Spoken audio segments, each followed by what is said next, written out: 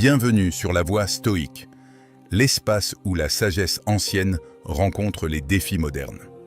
Ici, nous explorons la philosophie stoïcienne pour t'aider à développer la force intérieure, la clarté d'esprit et la paix que rien ne peut ébranler. Chaque vidéo est une invitation à réfléchir, à grandir et à transformer ta vie grâce à des principes simples, profonds et intemporels. Sans plus tarder, commençons. Regarde ce diamant, il ne crie pas pour être choisi, il brille et c'est suffisant. Sois ce diamant. Dis-moi une chose, combien de fois as-tu essayé de plaire à tout le monde seulement pour te sentir invisible à la fin? Tu te donnes du mal, tu souris plus que de raison, tu donnes plus que tu ne reçois, et pourtant on te traite comme une option bon marché. Mais aujourd'hui, ça s'arrête parce qu'il y a une différence brutale entre être gentil et te rabaisser. Et si tu ne te valorises pas comme un luxe, personne ne le fera. Allons briser ce schéma où je me contente de miettes et entrer dans un terrain où la philosophie stoïcienne se mélange avec de la psychologie pure, dignité, présence, élégance émotionnelle. Reste jusqu'à la fin, parce que non seulement tu vas apprendre 12 clés qui te feront passer pour quelqu'un d'irrésistible, mais tu vas comprendre pourquoi arrêter de te rabaisser n'est pas de l'arrogance, c'est du respect de soi. Et crois-moi, après ça, tu ne regarderas plus en arrière. Mais avant de commencer avec la première clé, si tu trouves ces vidéos utiles, je t'encourage à t'abonner et à activer les notifications pour rester informé des dernières nouveautés. Il y a une vérité inconfortable qui tôt ou tard te frappe. Personne ne te valorisera plus que tu ne te valorises toi-même. Je sais, ça sonne comme une phrase de mug motivant, mais réfléchis une seconde. Chaque fois que tu baisses ton standard, chaque fois que tu acceptes des miettes émotionnelles, chaque fois que tu te dis « bah ce n'est pas si grave », tu envoies un message silencieux au monde. Tu peux me traiter comme ça. Et le pire, c'est que tu le fais sans t'en rendre compte. La philosophie stoïcienne le disait déjà à sa manière. Ce qui se passe dehors importe moins que la posture que tu adoptes dedans. Et c'est là que tout commence. La façon dont tu te parles, dont tu te dis qui tu es et ce que tu mérites. C'est le premier miroir où se reflète ta valeur. Ta posture mentale est la racine de tout. C'est comme la fondation d'une maison. Si elle est faible, n'importe quel vent la fait vaciller. Quand ton esprit repose sur l'insécurité, les doutes ou un besoin constant de validation, tu finis par te comporter comme quelqu'un qui demande la permission d'exister. Et bien sûr, ensuite, tu t'étonnes que certains te traitent comme une option secondaire. Mais ce n'est pas de la magie noire, c'est de la cohérence. Si tu te vois petit, le monde te rapetisse. Si tu te places sur un piédestal émotionnel, les personnes autour de toi ajustent leur comportement à cette hauteur. Pense à ton dialogue intérieur comme au narrateur d'un film. Si ce narrateur répète toute la journée « Je ne suis pas assez, ils vont me quitter », mieux vaut me taire pour ne pas déranger. Ton histoire devient petite. En revanche, quand tu te parles depuis un lieu de calme, de fermeté et de clarté, ton histoire change, même avant que ton entourage le fasse. C'est comme marcher dans la vie avec un phare à la main. Tu décides si ta lumière est allumée ou éteinte, et le monde réagit en conséquence. Une autre clé essentielle. Quand tu te traites comme une priorité, les autres le remarquent. Et je ne parle pas d'arrogance, mais d'avoir clair tes lignes rouges.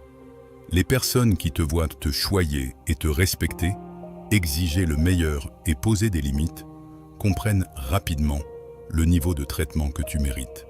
C'est comme entrer dans un restaurant chic. Tu n'as pas besoin qu'on t'explique que tu ne peux pas poser les pieds sur la table. L'ambiance le dit tout. Et bien toi, tu es cette ambiance. Ton énergie fixe le ton sans un mot. Éliminer le besoin d'approbation est aussi une révolution intérieure. Quand tu ne dépends plus du ça ira ou du « et si ça ne leur plaît pas », apparaît un type de liberté qui impressionne, parce que soudain, Tu agis depuis ton identité, pas depuis l'attente des autres. Et ça, crois-moi, c'est magnétique. Les gens respectent ceux qui ne tremblent pas en choisissant leur chemin. La fermeté est plus attractive que n'importe quel truc psychologique. Et voici ce qu'il y a de plus intéressant. L'énergie que tu projettes dicte le traitement que tu reçois. Ce n'est pas du mysticisme bon marché, c'est une simple cohérence émotionnelle. Si tu transmets la rareté, tu reçois un traitement de rareté. Si tu transmets de la valeur, tu reçois un traitement de valeur. C'est comme une balance invisible que tout le monde perçoit. Quand tu ne te rabaisses pas, quand tu rends clair que tu ne mis pas d'attention, quand tu te tiens droit, même si ça fait un peu mal, la vie te répond avec des relations plus saines et des opportunités plus alignées avec qui tu es. Au final, tout se résume à ça. Tu enseignes aux autres comment te traiter. Chaque limite que tu poses, chaque non que tu décides de respecter, chaque fois que tu choisis de te choyer avant de contenter les autres, tu renforces ton identité. C'est le vrai luxe. Crier pour être pris au sérieux. Quand ta valeur naît de l'intérieur, le monde la reconnaît de l'extérieur.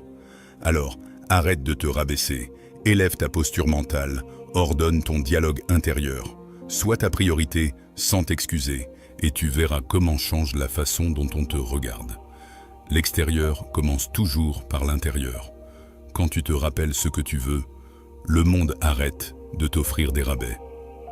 Si avant nous parlions de comment ta posture mentale définit la valeur que tu projettes, maintenant, il faut te regarder un autre angle tout aussi puissant, l'art de la rareté. Et non, je ne parle pas de devenir inaccessible comme une stratégie bon marché, mais de comprendre que ton temps, ton énergie et ton attention ne sont pas des bonbons à distribuer dans la rue. Il y a quelque chose de curieux. Plus tu es présent pour tout et pour tous, moins on te valorise. Ça peut sembler injuste, mais ça fonctionne comme ça. Même la philosophie stoïcienne le suggérait. Ce qui est constant perd en intensité. Ce qui apparaît avec du sens gagne une valeur spéciale. Et c'est là qu'entre en jeu une des clés psychologiques les plus ignorées. Ne pas te rabaisser implique aussi de savoir quand te retirer. La rareté bien utilisée augmente ta valeur. C'est simple. Imagine qu'il pleut tous les jours. Au bout de 3 mois, personne ne regarde le ciel avec émotion. Maintenant, imagine une tempête qui arrive après des semaines de sécheresse. Tout le monde lève les yeux. Eh bien, c'est la même chose avec toi quand tu es disponible à chaque seconde, quand tu réponds instantanément, quand tu apparais avant qu'on t'appelle, tu deviens un paysage. Et le paysage, même s'il est beau, est pris pour acquis. Ce n'est pas que tu dois disparaître, mais apprendre à te montrer quand ça a vraiment du sens. L'abondance fatigue. Oui, même l'émotionnel. C'est comme une chanson que tu adores, mais si tu l'écoutes 10 fois d'affilée, à la fin, tu veux du silence. Quand quelqu'un te perçoit toujours là, toujours prêt, toujours accessible, ta valeur symbolique baisse. Pas parce que tu ne mérites pas d'appréciation, mais parce que l'esprit humain fonctionne comme ça. Ce qui abonde se normalise, ce qui se dose s'apprécie. C'est pourquoi tu dois apprendre à faire une pause sans culpabilité. Et je recalcule sans culpabilité, parce que je sais que ta tête peut te jouer des tours. Si je ne réponds pas vite, ils penseront que je m'en fous. Si je dis non, je vais passer pour un con. Cette pensée est précisément ce qui te rabaisse. Une pause bien placée n'est pas du mépris, c'est de l'auto-soin. Penser comme à un feu rouge. T'arrêter quelques secondes évite les crashs émotionnels et te permet d'avancer avec clarté. En fait, la pause te rend la présence. Quand tu reviens plus conscient, plus ferme et moins réactif. Marque des limites d'accès à ton temps et à tes émotions.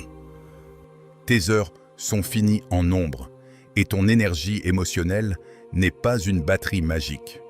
Laisser n'importe qui entrer et sortir comme si tu étais un supermarché ouvert 24 heures sur 24 ne génère que de l'usure.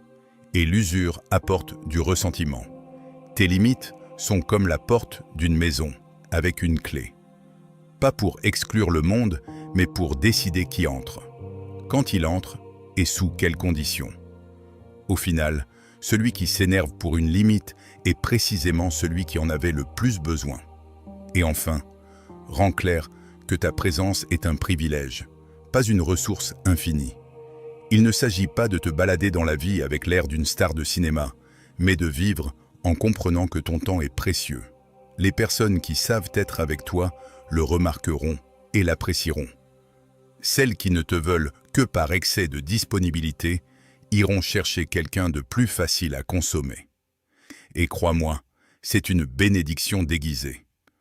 Quand tu agis depuis cette conscience, ton énergie change.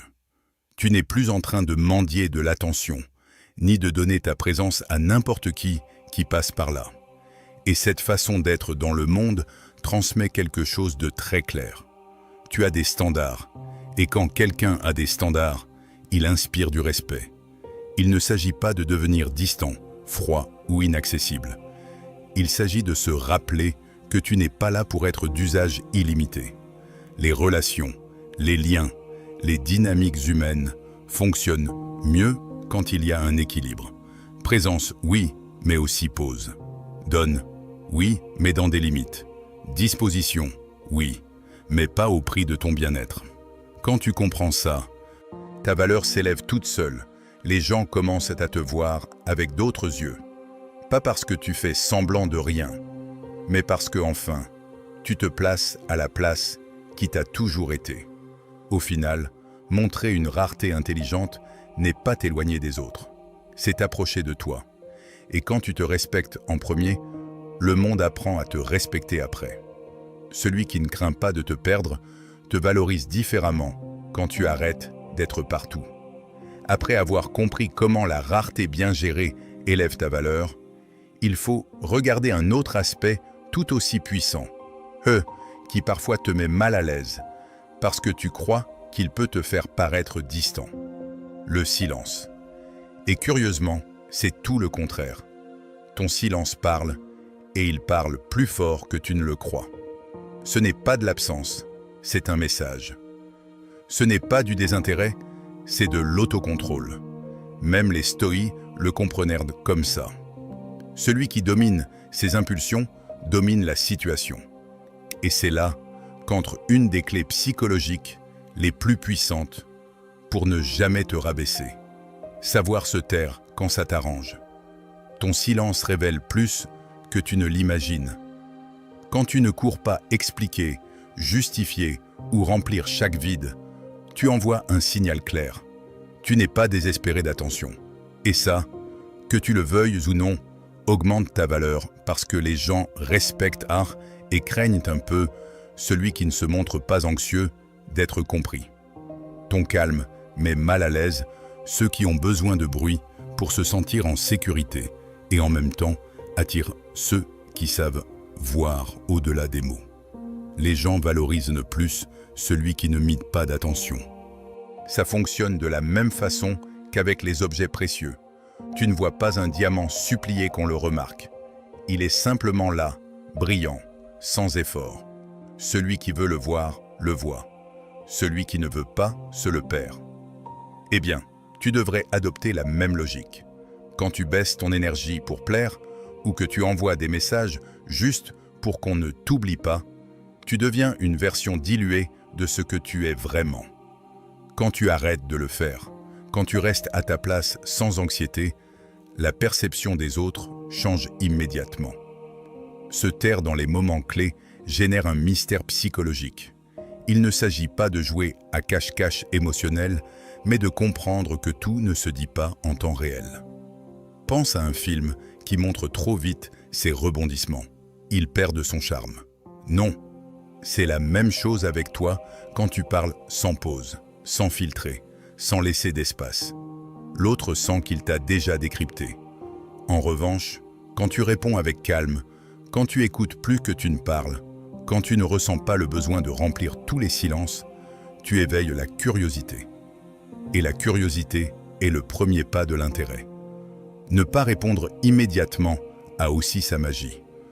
Je ne parle pas de te la jouer intéressant de façon artificielle, mais de respecter ton temps. Quand tu réponds à chaque message en 1 seconde, tu donnes l'impression de n'avoir rien d'autre à faire qu'attendre qu'on te parle. En revanche, quand tu réponds depuis la tranquillité, depuis le moment qui t'arrange, tu transmets de la stabilité. Et la stabilité est très attractive. Ça te transforme en quelqu'un qui n'est pas régule-décision. Le silence stratégique, en plus, filtre ceux qui veulent vraiment connecter. Quand tu ne donnes pas tout mâcher, quand tu n'es pas disponible en excès, disparaissent les curieux, ceux qui cherchent juste du divertissement, ceux qui veulent quelque chose de rapide et facile, et c'est bien. Ceux qui restent, ceux qui respectent tes pauses, ceux qui comprennent tes rythmes sans exiger plus que tu ne peux donner.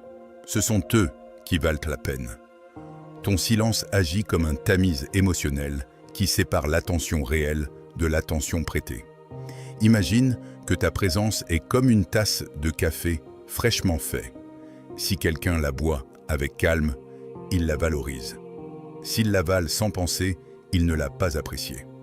Le silence est cette pause entre gorgée et gorgée. Il permet à l'autre de décider s'il veut vraiment continuer à savourer ou s'il avait juste soif. Ne te rabaisse pas. Quand tu te tais, tu te places au centre. Le silence n'est pas une absence de valeur, c'est une façon différente de l'exprimer. C'est un rappel pour toi et pour les autres que ton attention n'est pas un bien gratuit. Quand tu l'utilises avec intelligence, ta présence pèse plus, ton énergie s'ordonne et ton traitement s'améliore. Tu apprends à parler seulement quand ça a du sens, à répondre sans hâte et à choisir à qui tu donnes tes mots. Au final, le silence bien utilisé ne t'éloigne pas des bonnes personnes. Il te rapproche de celles qui veulent vraiment t'écouter. Celui qui apprend à se taire au bon moment apprend aussi à être respecté. Le texte continue de la même manière, sans les minutages. Jusqu'à la fin. K continue avec le texte entier. Voici la suite et fin du texte complet sans les minutages. Après avoir compris le pouvoir du silence stratégique, il y a un autre pas qui renforce ta valeur d'une façon encore plus profonde. Apprendre à choisir. Oui, choisir. Pas attendre de voir qui apparaît. Pas accepter ce qui tombe. Pas ouvrir ta vie comme si c'était un parc sans clôture. Choisir est un acte d'identité. Et dans cet acte, on voit beaucoup si tu te rabaisses ou si tu te respectes. Les stoïciens le percevaient déjà. Ta vie prend forme selon ce à quoi tu donnes accès. Et c'est là qu'entre une clé psychologique qui élève ta présence sans exagérer quoi que ce soit. L'autosélection. L'autosélection signifie que tu ne choisis pas n'importe qui. Et même si ça sonne dur, c'est nécessaire. Tu ne peux pas prétendre te sentir fort intérieurement si tu t'entoures de personnes qui drainent ton énergie et te poussent vers des versions petites de toi. La qualité de tes liens influence directement la façon dont tu te perçois. Si tu acceptes toujours des connexions par peur d'être seul, tu construis ta vie avec les mauvaises pièces. Le premier pas est simple à dire, mais difficile à appliquer. Définis les exigences que tu mérites et tiens à ça. Avoir ça en tête ne suffit pas. Tu dois le vivre. À quoi bon dire que tu veux du respect si toi-même tu restes dans des endroits où tu ne le reçois pas? Les mots sans action sont une belle déco qui s'effondre au premier vent. Tes standards ne s'annoncent pas. Ils se démontrent. Chaque décision que tu prends communique ce que tu acceptes et ce que tu rejettes. Et crois-moi, tout le monde le voit. N'entre pas dans des liens qui te usent ou te réduisent. Tu n'as pas besoin de devenir le psy émotionnel de personne, ni le sauveteur permanent. Quand un lien ressemble à ramer dans la boue, ce n'est pas un lien, c'est un piège. Et plus tu acceptes de pièges, moins tu projettes de valeur. Pas parce que tu ne vaux rien, mais parce que tu offres ton temps à des personnes qui ne le soutiennent pas. Et si tu ne valorises pas ton espace, les autres non plus. Une stratégie puissante et d'observer plus que de parler au début, pas par méfiance, mais par intelligence émotionnelle. Au début, tout le monde montre sa meilleure version, mais avec le silence observateur, tu découvres ce qu'il y a au-delà du discours. Pense à ça comme quand tu ajustes le focus d'une caméra. Il faut quelques secondes pour que l'image se définisse. Si tu te lances à donner trop avant de voir clair, tu finis par investir de l'énergie là où il n'y a pas de réciprocité. De plus, quand tu observes, tu deviens plus conscient de ce qui te va vraiment. Tu n'agis pas depuis l'anxiété, mais depuis le choix. Et ça change tout. Les gens suivent la direction de ton critère. Si tu choisis avec soin, les autres comprennent que ton attention ne se donne pas, elle se gagne. Si tu n'as pas de filtre, eux non plus n'auront pas de prudence en s'approchant. Ton critère fixe le rythme, le ton et la façon dont on se relie à toi. Ta vie est une salle avec une porte très spéciale. Tu décides qui entre. Si tu laisses la porte grande ouverte toute la journée, n'importe qui peut passer, même ceux qui veulent juste jeter un œil. Mais si tu l'ouvres avec intention, si tu observes qui mérite de rester, si tu prends soin de l'ambiance intérieure, cette salle devient un espace précieux et le précieux n'est jamais accessible à tous. T'auto-sélectionner n'est pas te fermer au monde, c'est protéger la qualité de tes connexions. C'est te reconnaître comme quelqu'un qui ne se donne pas au premier venu. C'est te rappeler que ton énergie a un prix, même s'il n'est pas toujours visible. L'autosélection est un acte de respect de soi.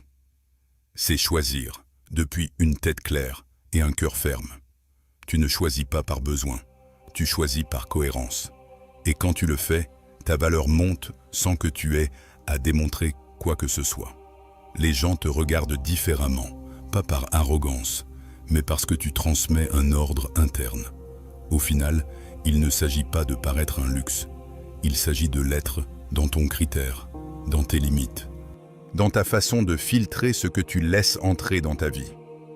Celui qui apprend à choisir arrête de mendier de la présence et commence à attirer de la qualité. Après avoir compris l'importance de bien choisir tes liens, il y a un élément qui soutient toute cette valeur de l'intérieur, ton contrôle émotionnel. C'est curieux, parce que beaucoup croient que être fort, c'est soulever plus de poids, avoir plus de présence ou parler plus fort. Mais en réalité, la force qui impacte le plus est celle qui ne se voit pas à l'œil nu. Les stoïciens le répétaient déjà. Celui qui domine ses émotions domine sa vie. Et dans un monde où tout le monde réagit sans penser, où l'impulsivité semble la norme, garder le calme est presque un acte révolutionnaire. Si tu ne veux pas te rabaisser, si tu veux qu'on te perçoive comme quelqu'un avec du poids psychologique, c'est exactement là que le contrôle émotionnel est ton meilleur bijou. Et il l'est parce que tout le monde ne l'a pas. En fait, c'est une pièce rare, presque artisanale, qui se remarque quand quelqu'un la porte. Aujourd'hui, la majorité explose vite, répond sans filtrer ou fait du drame pour n'importe quoi. Si tu ne fais pas ça, tu te distingues sans avoir besoin de bruit. C'est comme entrer dans une pièce pleine de gens qui parlent trop et voir quelqu'un de tranquille dans un coin. Tu ne peux pas t'empêcher de le regarder. Le calme attire l'attention de manière silencieuse mais ferme. Celui qui ne réagit pas avec impulsivité inspire du respect. Il ne s'agit pas de tout garder dedans, ni de devenir une statue émotionnelle, mais d'éviter que n'importe qui appuie sur tes boutons. Quand quelqu'un essaie de te provoquer et que tu ne bouges pas d'un mètre, se crée une tension curieuse. La personne perd du pouvoir sur toi, et ça, psychologiquement, t'élève. Parce que celui qui n'a pas besoin d'exploser transmet de la sécurité. Les gens font confiance à celui qui garde le contrôle, pas à celui qui déborde. Le calme dans les discussions t'élève psychologiquement. Tu n'imagines pas à quel point une dispute où tu es ferme, respirant et pensant pendant que l'autre s'emballe est une scène qui montre qui est clave. Tu n'as pas besoin d'humilier ni de t'imposer. Il suffit de ne pas te perdre dans le bruit. C'est comme voir quelqu'un essayer d'éteindre un incendie en soufflant absurde et inutile.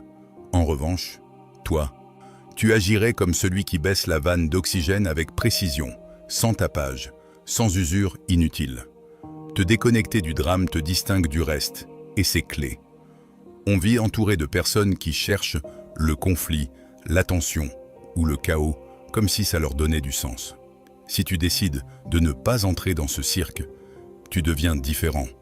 Tu es la personne qui ne répond pas aux sous-entendus, qui n'entre pas dans des jeux mentaux, qui ne se laisse pas emporter par la tempête émotionnelle des autres. Ça ne te protège pas seulement. Ça montre aussi que ta vie a un ordre interne que n'importe qui ne peut pas altérer. La stabilité émotionnelle est magnétique et rare. Et voici le point qui fait que ta valeur monte sans que tu aies à dire un mot. Quand ta présence transmet la paix, les personnes sentent qu'elles sont devant quelqu'un qui sait ce qu'il fait. Quelqu'un de solide, pas parfait, mais conscient. Et comme c'est si rare, ça devient désirable. Les gens cherchent refuge chez ceux qui ne s'effondrent pas devant n'importe quel stimulus. Ta sérénité devient une sorte de luxe émotionnel que peu possèdent. Une comparaison simple. Imagine deux montres. L'une se dérègle au moindre choc. L'autre reste précise, peu importe combien elle bouge. Laquelle tu voudrais porter? Eh bien, c'est la même chose avec les personnes. La stabilité est un signe de qualité interne. Ça te rend quelqu'un qui n'a pas besoin de crier pour avoir de la présence, ni d'exagérer pour être vu. Ton calme est ta marque, ta valeur distinctive. Tu ne te rabaisses pas quand tu choisis d'être maître de tes émotions. Tu t'élèves. Tu deviens quelqu'un de difficile à manipuler, impossible à pousser et très précieux dans n'importe quel environnement. Le contrôle émotionnel n'est pas de la froideur, c'est de la maturité. C'est comprendre que pas toutes les batailles méritent ton énergie et que pas toutes les provocations méritent ta voix. Quand tu apprends à rester dans ton centre, tu deviens une présence respectée, admirée et surtout cohérente. Et le meilleur de tout, ce contrôle ne requiert pas que tu changes le monde, juste que tu changes la façon dont tu décides de répondre à lui. Celui qui garde le calme a plus de pouvoir qu'il n'admettra jamais à voix haute. Après avoir compris le pouvoir du calme émotionnel, il y a un autre aspect qui renforce encore plus la perception que les autres ont de toi, ta façon d'être. Pas ce que tu dis, mais comment tu occupes l'espace. Et c'est curieux parce qu'on confond parfois fermeté avec dureté ou présence avec arrogance, alors qu'en réalité, ce qui impressionne le plus, c'est quelqu'un qui se tient avec assurance sans besoin de hausser la voix. Les stoïciens parlaient beaucoup de la dignité intérieure, celle qui ne se crie pas ni se force. Et c'est là que rentre l'idée clé. Ta présence doit être ferme, pas agressive, claire, sans peur d'incommoder. Et non, ça ne signifie pas être grossier ni te croire supérieur. Ça signifie que quand tu as quelque chose à dire, tu ne le caches pas sous un pardon ou un « ce n'est pas grave ». Tes mots gagnent du respect quand ils sortent de la vérité et non de la peur. Les personnes sentent quand tu es honnête et quand tu te rabaisses pour plaire. Devine laquelle des deux attitudes génère plus d'attraction psychologique. La clarté, pas l'hésitation. Ce qui est forcé est un mensonge déguisé en amabilité. Ta posture corporelle fait aussi partie de ton message. Garde une posture ouverte et assurée. Épaules relâchées, regard direct, mouvement tranquille. Tu n'as pas besoin de ressembler à un général au combat, juste à quelqu'un qui ne demande pas la permission d'exister. Ton corps rappelle aux autres qui tu es, même avant que tu ouvres la bouche. Pense à quelqu'un qui entre dans une pièce sans hâte, sans maladresse, et sans se soucier s'il plaît ou non. Cette personne attire l'attention sans faire absolument rien. Pourquoi? Parce qu'elle n'est pas petite. La fermeté aimable transmet de la classe. C'est ce mélange entre éducation et détermination qui n'a pas besoin d'explication. Quand tu dis ça, oui, ça non, ou jusqu'ici je vais sans crier, sans te justifier, sans entrer dans des discours interminables, tu crées une présence solide. Les gens le perçoivent. Avec cette personne, on ne joue pas, et pas par peur, mais par respect. L'amabilité ferme a une élégance invisible que l'agressivité ne pourra jamais imiter. Tes limites doivent se sentir, pas s'expliquer. Ce point est fondamental. Quand tu dois donner 30 raisons pour justifier pourquoi tu ne peux pas ou ne veux pas quelque chose, tu perds du terrain. Une limite claire s'exprime en peu de mots et en beaucoup de cohérence. Si tu dis que tu ne tolères pas un certain comportement, mais qu'après tu le permets juste cette fois, tes limites s'évaporent. En revanche, quand tu agis depuis une fermeté tranquille, le message reste gravé sans besoin de le répéter. Tes actions sont ton manuel d'instruction. La clé est de comprendre que la fermeté n'est pas un coup sur la table. C'est une posture intérieure. C'est savoir qui tu es, ce que tu acceptes et ce que tu rejettes sans en faire un spectacle. C'est ce type de présence qui n'intimide pas, mais qui ordonne l'ambiance comme une lumière, qui n'éblouit pas, mais illumine. Cette énergie fait que les autres ajustent leur comportement automatiquement. Tu n'as pas besoin de t'imposer. On te respecte parce que ta façon d'être le demande naturellement. Tu es comme une porte en bois massif. Elle ne fait pas de bruit, ne tremble pas, ne s'ouvre pas seule. Elle s'ouvre seulement quand tu décides. C'est la fermeté sans agression et crois-moi, c'est beaucoup plus puissant que n'importe quelle attitude dure qui ne démontre que de l'insécurité déguisée. Tu ne te rabaisses pas quand tu choisis une présence ferme. Tu te places au niveau qui te correspond. Être ferme ne te rend pas froid. Être aimable ne te rend pas faible. C'est la combinaison des deux qui te donne de la classe. Quand tu parles clair, quand ton corps accompagne ta sécurité, quand tes limites se sentent sans discours interminable, les personnes te regardent d'autrement. Elles te voient comme quelqu'un avec de la valeur, du poids, du critère. Pas pour ce que tu dis, mais pour comment tu te tiens. Au final, ta présence est ta carte de visite. Utilise-la avec calme, avec vérité et avec la fermeté suffisante pour que personne ne doute de qui tu es. La force la plus élégante est celle qui n'a pas besoin de s'imposer pour être reconnue. Après avoir compris comment la fermeté silencieuse renforce ta présence, il y a un mouvement tout aussi puissant et souvent sous-estimé. Savoir te retirer à temps. Et non, je ne parle pas de fuir ni de capituler. Je parle d'avoir la lucidité suffisante pour partir avant qu'un endroit, une relation ou une situation te use plus qu'elle ne t'apporte. Les stoïciens l'avaient clair. La dignité ne se négocie pas. Et si tu ne veux pas te rabaisser, tu dois maîtriser cet art presque oublié. Parce que partir quand il faut ne te rend pas faible, ça te transforme en quelqu'un qui se respecte assez pour ne pas rester là où on ne te valorise plus. Ne lutte pas pour rester là où on ne te valorise plus. Je sais que ça coûte. Je sais que ton esprit te dit encore un peu. Peut-être que ça change, c'est peut-être moi. Mais quand un espace arrête de te soutenir et commence à te réduire, insister est une forme d'auto-sabotage. Rester dans des endroits où ta valeur passe inaperçue est comme essayer de planter des fleurs dans du béton. Peu importe combien tu arroses, ça ne fleurira pas. Plus tu le comprends vite, plus tu récupères ton énergie. Partir avant qu'on te blesse augmente ton prestige.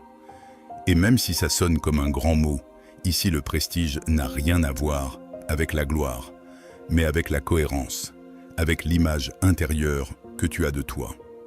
Quand tu décides de partir avant que la situation explose, tu transmets une sécurité que peu possèdent, la sécurité de celui qui n'a pas besoin du désastre final pour réagir. C'est comme sentir qu'une tempête approche et fermer les fenêtres avec calme au lieu d'attendre que le vent les casse. La retraite stratégique marque ton niveau Parce que tu ne pars pas par impulsion, ni par orgueil vide, ni pour prouver quoi que ce soit. Tu pars parce que tu comprends ta valeur, parce que tu sais que tout ne mérite pas ton temps, parce que tu peux voir la direction que prennent les choses et que tu préfères choisir ta sortie plutôt que d'attendre qu'on te pousse. Pense à un joueur d'échecs qui n'a pas besoin de perdre sa reine pour se rendre compte que la partie n'a plus de sens.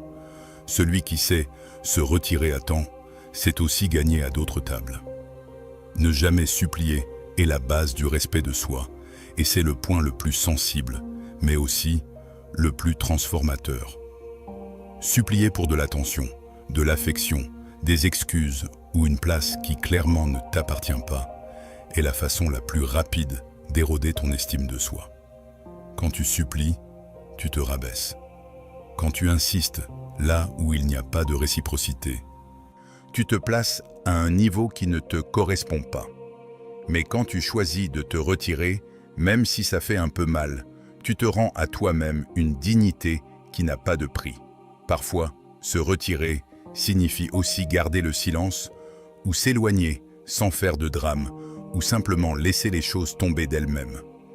La philosophie stoïcienne parle d'accepter ce qu'on ne peut pas contrôler, mais aussi d'agir avec sagesse sur ce qui est en notre pouvoir. Et partir en est une de ces décisions que seulement toi peux prendre. Personne d'autre ne le fera pour toi. Imagine que tu es dans un théâtre. Le spectacle est fini, les lumières sont allumées, les acteurs sont partis, mais toi, tu restes assis en attendant. Rester ne fera pas que le spectacle recommence. Te lever, en revanche, t'ouvre la porte à une autre pièce, une autre salle, une autre histoire. Parfois, la vie est si simple, il suffit de se lever. L'art de se retirer à temps n'est pas une compétence mineure, c'est un super pouvoir. Il te protège, t'élève et te place dans une position où tu ne permets à personne de définir ta valeur pour toi. Partir n'est pas toujours une perte. Souvent, c'est une sélection. Souvent, c'est de la maturité et presque toujours, c'est de l'amour-propre. Quand tu sais partir, ton énergie change, ta présence gagne du poids, tes relations deviennent plus saines et toi, sans t'en rendre compte, tu commences à vivre depuis un niveau où tu n'as pas à demander quoi que ce soit. Tout ce qui arrive, c'est parce que tu le mérites. Celui qui part quand il doit évite des blessures qui dureraient des années. Après avoir compris le pouvoir de se retirer à temps, il y a une autre dimension qui définit ta valeur devant les autres et surtout devant toi, ton style de vie. Parce que oui, tu peux parler avec fermeté, tu peux garder le calme, tu peux choisir avec critères, mais si ton quotidien est en désordre, tout ça perd de la force. Les stoïciens insistaient sur le fait que la vertu se démontre dans les actes quotidiens, pas dans les discours. Et c'est là qu'entre une vérité inconfortable, mais libératrice. Ta vie parle même quand tu ne dis rien. Ton style de vie parle pour toi. Chaque détail compte sur comment tu te chouchoutes, comment tu t'organises, comment tu traites ton espace, comment tu gères tes émotions. Tu n'as pas besoin d'annoncer que tu as des standards, il suffit de les vivre. Les gens perçoivent de ton niveau bien avant de t'écouter. Et même si certains essaient de le nier, ce que tu projettes dans ta routine a un impact direct sur la façon dont on te valorise. L'hygiène émotionnelle et la discipline attirent pas par perfection, mais par cohérence. L'hygiène émotionnelle signifie ne pas accumuler de ressentiment, ne pas vivre depuis le drame et ne pas te transformer en conteneur de problèmes des autres. Et la discipline n'est pas une rigidité militaire, c'est avoir des habitudes qui soutiennent ton bien-être. Quelqu'un de discipliné se remarque. Il marche différemment, parle différemment, vibre différemment. C'est comme voir une pièce rangée face à une chaotique. La différence est évidente, même sans explication. Prends soin de ton espace, de tes vêtements et de ton énergie. Pas par superficialité, mais parce que tout communique. Ta maison reflète comment tu te portes avec toi-même. Ta façon de t'habiller reflète comment tu te respectes.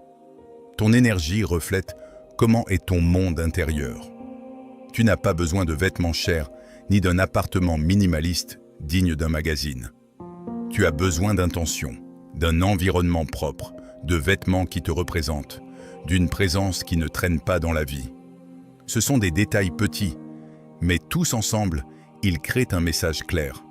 Tu te valorises. La cohérence entre ce que tu dis et ce que tu fais impacte plus que n'importe quel discours élaboré. Si tu parles de limites, mais que tu ne les maintiens pas. Si tu parles d'amour propre, mais que tu restes là où on te détruit. Si tu parles de croissance, mais que tu répètes des schémas qui te noient. Ta parole perd du poids.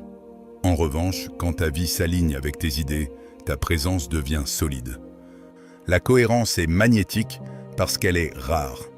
Beaucoup promettent, peu soutiennent. Ton quotidien construit ta classe. C'est clé. Tu ne te rabaisses pas quand tu modifies ton style de vie pour t'élever. Tu te rappelles à toi-même qui tu es. Ta classe ne se base pas sur l'argent ni sur le statut social. Elle se base sur comment tu te traites quand personne ne te voit. Sur si tu maintiens ta chambre en paix ou en chaos. Sur si tu choisis des habitudes qui te renforcent ou qui te drainent. Sur si tu priorises ce qui te nourrit ou ce qui te distrait. Les personnes qui ont de la classe émotionnelle n'ont pas besoin de le dire. Ça se voit. Ta vie est une vitrine, pas pour qu'on te regarde, mais pour te montrer à toi-même ce que tu construis. Si la vitrine est sale, désordonnée ou négligée, il est dur de voir la valeur qu'il y a dedans. Mais quand elle est bien entretenue, même le plus simple paraît important. Ton style de vie fonctionne exactement pareil. C'est le cadre qui soutient tout le reste. Et le plus intéressant, c'est qu'il ne s'agit pas de créer une image pour impressionner, mais d'ajuster ta réalité à ce que tu veux être. Quand tu le fais, ton attractivité psychologique explose. Tu deviens quelqu'un qui inspire sans le chercher, qui impacte sans fanfaron, qui se distingue sans bruit, parce que toute ta vie devient une déclaration silencieuse de valeur. Ton style de vie est ta carte de visite la plus honnête. Tu n'as pas besoin de l'expliquer, de la défendre, ni de la justifier. On la voit, on la sent et on le perçoit. Quand tu prends soin de ton espace, tu prends soin de ton esprit. Quand tu prends soin de ton esprit, tu choisis mieux. Quand tu choisis mieux, tu te relis différemment. Et quand tu te relis différemment, inévitablement, tu montes en classe. Tu ne te rabaisses pas quand tu mets de l'ordre dans ta vie. Tu te prépares à occuper un niveau qui t'a toujours appartenu, mais que peut-être tu avais négligé. Au final, ton quotidien est la façon la plus puissante de dire au monde qui tu es sans prononcer un seul mot. Ce que tu fais seul définit plus ta valeur que tout ce que tu présumes en public. Après avoir vu comment ton style de vie communique plus que n'importe quel mot, il y a un pas encore plus fin, plus élégant et plus dur à feindre. Démontrer ta valeur sans l'expliquer. Parce que encore que beaucoup croient que la reconnaissance arrive en criant, la vérité est autre. Le vrai respect se gagne en silence. Les stoïciens le répétaient encore et encore. Ce que tu es parle plus fort que ce que tu dis. Et dans un monde où tout le monde essaie de convaincre, tu te distingueras précisément en ne le faisant pas. N'explique pas ta valeur, démontre-la. Le besoin de clarifier qui tu es, ce que tu veux ou ce que tu mérites, est toujours un signe de doute intérieur. Quand tu sais ce que tu apportes, tu n'as pas besoin de l'annoncer. C'est comme un bijou authentique, pas besoin d'un panneau « Je suis vrai ». Son éclat le dit clair. Tes actions, tes décisions et ta cohérence ont beaucoup plus d'impact que n'importe quel discours élaboré. Les actions silencieuses valent plus que 1000 justifications. Et même si ça sonne comme une phrase de t-shirt motivant, c'est de la pure psychologie humaine. Quand tu agis depuis ton centre sans drame et sans chercher des applaudissements, les gens le remarquent. Par exemple, tu n'as pas besoin d'expliquer que tu as de la discipline. Il suffit que tu suives tes routines. Tu n'as pas besoin de dire que tu as des limites. Il suffit que tu gardes tes distances quand il faut. Tu n'as pas besoin de détailler ta force émotionnelle. Il suffit que tu ne t'effondres pas devant la première provocation. Le silencieux impressionne plus parce qu'il révèle de la constance, pas du spectacle. Évite de convaincre qui veut te voir à terre. C'est un des enseignements les plus libérateurs que tu peux appliquer. Si quelqu'un ne perçoit pas ta valeur, insister ne fait que la diminuer. Essayer de se faire comprendre, reconnaître, choisir, applaudir est épuisant et en plus inutile. Les personnes qui connectent vraiment avec toi le font sans que tu aies à te traduire. Et celles qui ne veulent pas te voir ne le feront pas, même si tu leur mets un projecteur dessus. Ne pas te rabaisser signifie aussi arrêter de pousser des portes qui simplement ne s'ouvriront pas. Garde ton essence sans forcer l'acceptation. Dans un monde où tout le monde se moule pour s'insérer, tu te distingueras en restant fidèle à qui tu es. Ça ne signifie pas être inflexible, mais authentique. Tu n'as pas besoin d'adoucir ta personnalité pour plaire, ni de l'élever artificiellement pour impressionner. L'essence bien soutenue se remarque. Elle est stable, honnête et rare à trouver. Et quand tu ne t'efforces pas de plaire, paradoxalement, tu deviens beaucoup plus attractif, parce que celui qui est réel ne concurrence pas. Il est simplement. La sécurité sans arrogance est irrésistible. Tu n'as pas besoin d'un ton autoritaire, ni d'une posture dominante, ni de phrases pompeuses pour transmettre de la force. La sécurité vraie se sent dans les silences, dans la façon dont tu bouges, dans comment tu soutiens ton regard et dans le calme avec lequel tu réponds.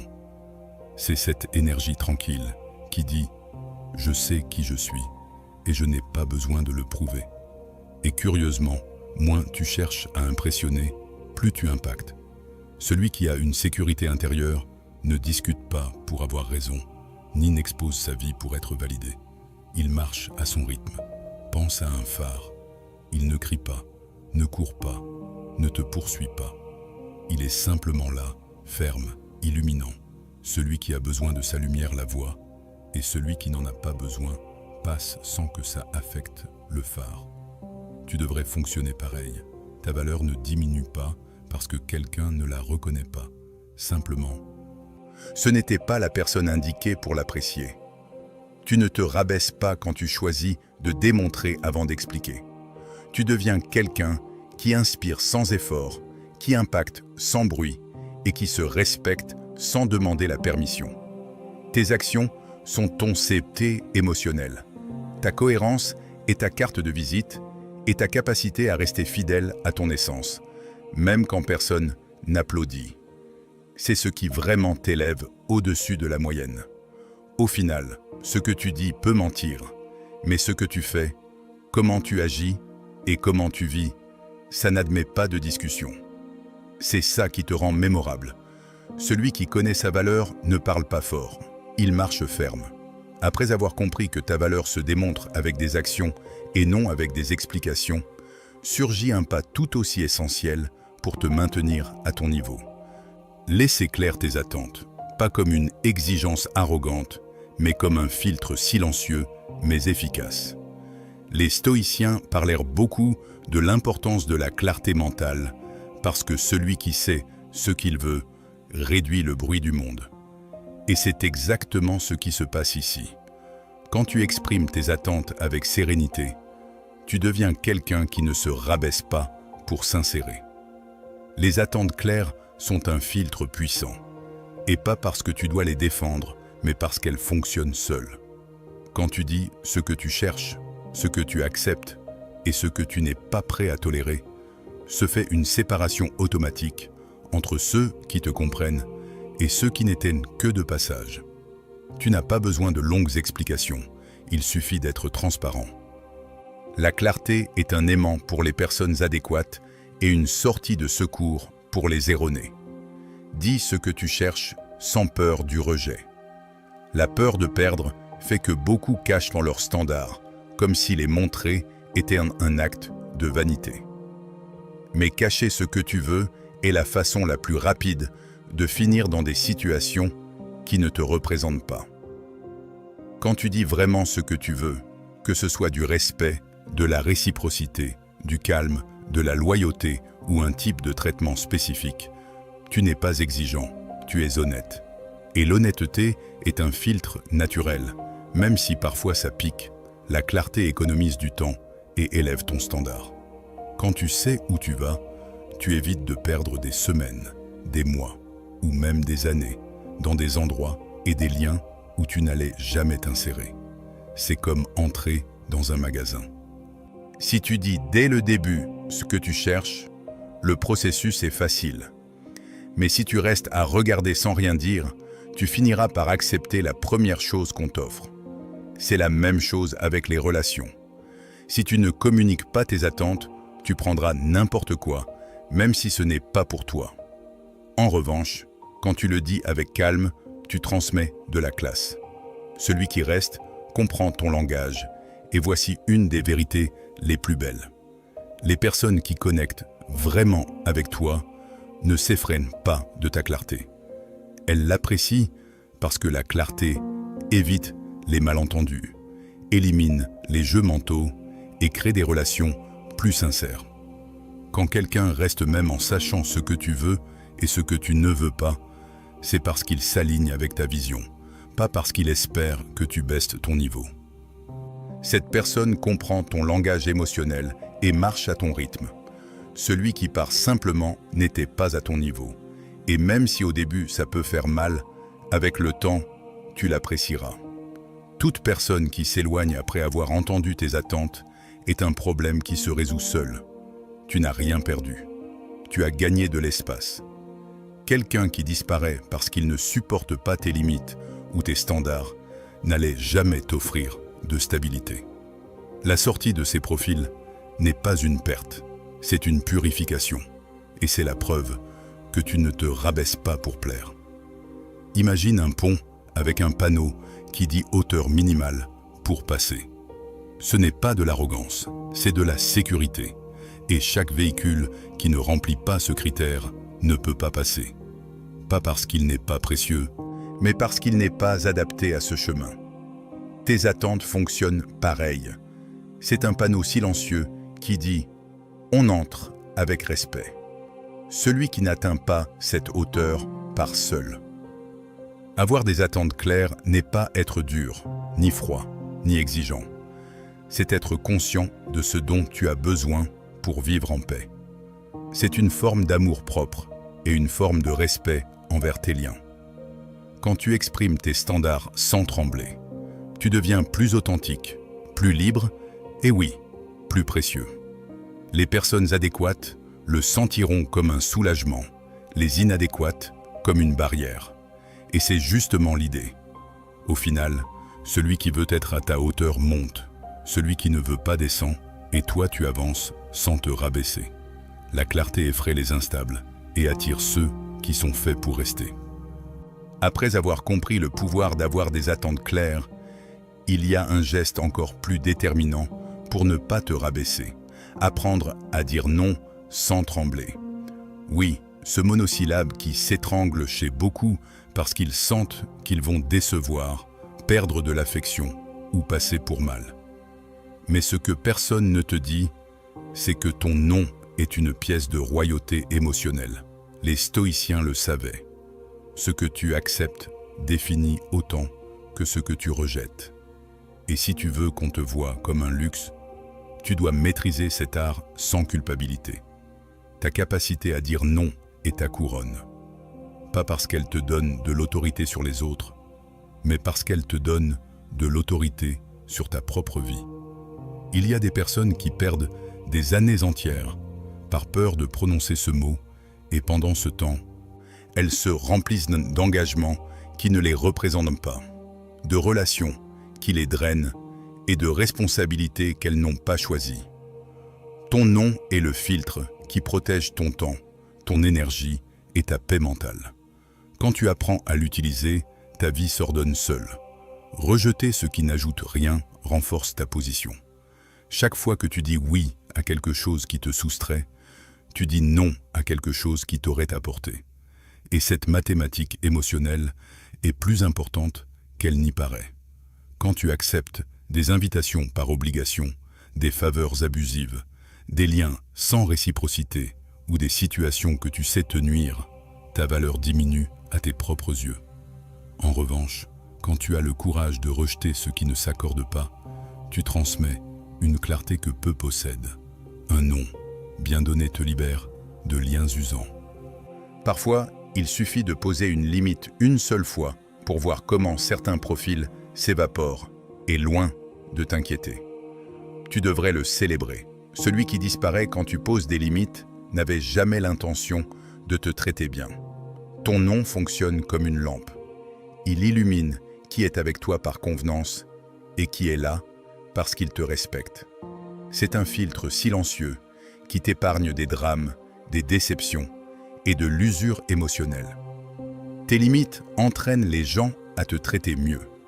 C'est une de ces vérités inconfortables que personne ne veut accepter. Les gens te traitent comme tu leur apprends. Si tu dis toujours oui, si tu cèdes toujours, si tu es toujours disponible, si tu ne marques jamais de territoire émotionnel, tu deviendras une option, pas une priorité. Mais quand tes limites sont claires, pas agressives, pas rigides, simplement fermes, les gens ajustent leur comportement. Ils comprennent qu'avec toi, il y a un standard, et celui qui veut être présent le respecte. Quand tu te choisis, les autres apprennent à te choisir. C'est l'effet le plus beau d'apprendre à dire non. Quand tu te mets en premier, quand tu prends soin de ton bien-être, quand tu n'acceptes pas ce qui t'use, ton énergie change. Tu deviens quelqu'un qui inspire de la stabilité, quelqu'un qui transmet un ordre interne, et les gens s'en sentent attirés. Te choisir ne te rend pas égoïste, ça te rend sélectif.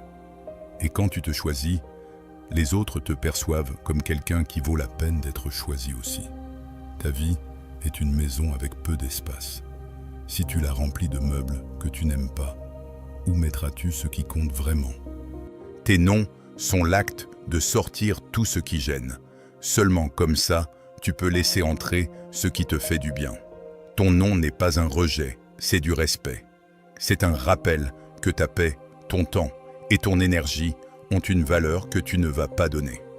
Dire non ne te rend pas dur, ça te rend cohérent. Et quand tu apprends à l'utiliser sans te justifier, ta vie s'ordonne, tes relations se soignent et ton estime de soi s'élève. Tu ne te rabaisses pas quand tu poses des limites. Tu te places là où tu aurais toujours dû être. Au final, celui qui s'énerve pour ton non n'était jamais à ton niveau. Celui qui le respecte reste, et toi, sans te rabaisser, tu continues de grandir. Celui qui sait dire non devient maître de sa vie, pas invité. Après avoir conquis l'art de dire non sans trembler, il y a un pas suivant qui t'élève de façon silencieuse mais percutante. Arrête de concurrencer. Et pas parce que tu es conformiste, mais parce que tu sais que la comparaison constante est un piège qui n'attrape que ceux qui n'ont pas encore compris leur valeur. Les stoïciens parlaient de l'importance de regarder vers l'intérieur, pas vers les côtés. Et dans un monde où tout le monde semble vouloir prouver quelque chose, tu te distingueras précisément en n'entrant pas dans cette course absurde. Tu brilles plus quand tu ne concourses pas. Ça peut sonner contradictoire, mais c'est exactement ça. Quand tu essaies de prouver que tu es meilleur, que tu vaux plus, ou que tu peux plus que les autres, sans t'en rendre compte, tu te mets à leur niveau. Tu leur donnes un pouvoir qu'ils ne devraient pas avoir, le pouvoir de définir ton rythme. En revanche, quand tu marches à ta façon, quand tu avances sans regarder qui te suit, ta lumière devient plus authentique. Tu ne concourses pas, tu avances fluidement et ça se remarque. La comparaison constante te fait paraître insécure. Et voici une vérité qui fait mal mais libère. Celui qui est pendu à ce que font les autres transmet un manque de centre. C'est comme quelqu'un qui conduit en regardant plus les voitures des autres que sa propre voie. Le résultat est évident. Tu te perds. Te comparer n'alimente que cette sensation fausse qu'il te manque quelque chose. Et le pire, c'est que ça te vole de l'énergie mentale que tu pourrais utiliser pour améliorer ta vie au lieu de la mesurer contre celle des autres. Concurrence-toi, pas l'environnement. C'est la seule compétition saine et réelle. Au lieu de t'obséder sur ce que les autres accomplissent, demande-toi si aujourd'hui tu es un pas plus avancé qu'hier. Si ta version actuelle est plus cohérente, plus sereine, plus disciplinée que la précédente, c'est un jeu beaucoup plus honnête et beaucoup plus dur, parce que tu ne peux pas tricher, tu ne peux pas te cacher derrière des excuses. C'est toi contre ta commodité, toi contre tes peurs, toi contre tes schémas. Et cette compétition, oui, t'élève. La confiance sereine est plus luxueuse que l'ostentation. Tu peux avoir des accomplissements, des titres, des compétences ou des qualités impressionnantes. Mais si tu as besoin de les exhiber pour te sentir valide, quelque chose cloche. La vraie confiance ne se crie pas, elle se respire. C'est ce calme qui émane de quelqu'un qui sait ce qu'il vaut, sans se coller des médailles sur la poitrine. Quand tu ne concourses pas, quand tu ne te compares pas, ta sécurité devient plus profonde et plus attractive. C'est un luxe émotionnel que peu peuvent soutenir. Celui qui ne concourse pas attire l'attention sans le chercher. Et c'est la partie intéressante. Moins tu essaies de te distinguer, plus tu te distingues. Parce que dans un monde obsédé par le bruit, la présence tranquille brille par contraste. C'est comme une bougie dans une pièce pleine de lumières artificielles. Elle n'illumine pas par puissance, mais par authenticité. Quand tu n'essayes pas d'impressionner, ton énergie devient plus propre, plus naturelle, plus magnétique, et les gens le perçoivent immédiatement. Imagine deux coureurs. L'un regarde constamment sur les côtés pour voir s'il gagne. L'autre regarde seulement devant. Qui avance plus ferme, qui perd moins de temps, qui profite plus du chemin. Le second, sans doute, c'est la même chose avec toi. Quand tu enlèves les yeux des autres, tu commences à voir ta vie avec plus de clarté. Tu ne te rabaisses pas quand tu arrêtes de concurrencer. Tu te libères. Tu deviens quelqu'un qui ne se mesure pas aux standards de l'environnement, mais aux siens propres. En lâchant la comparaison, tu récupères de l'énergie, de la clarté et de l'estime de soi. Tu deviens quelqu'un qui avance à son rythme, qui n'a pas besoin de validation externe et qui est capable de profiter sans regarder autour. Et c'est ça qui vraiment te fait briller. Pas parce que tu es meilleur que les autres, mais parce qu'enfin, tu es toi, sans distraction. La compétition la plus précieuse est celle que tu mènes contre ta propre version antérieure. C'est la seule qui te fait grandir, sans perdre ton essence. Celui qui ne concourse avec personne finit par se surpasser lui-même. Si tu es arrivé jusqu'ici, écris dans les commentaires. Le luxe ne supplie pas, il se choisit. Je t'invite à t'abonner, activer les notifications et commenter pour que YouTube reconnaisse que ces vidéos sont utiles pour des personnes comme toi. Ça nous motive à continuer à créer du contenu similaire à l'avenir. Je te suggère de revoir les 2 dernières vidéos que nous te recommandons. Je te remercie sincèrement pour ton temps et ton soutien. On se voit dans notre prochaine aventure.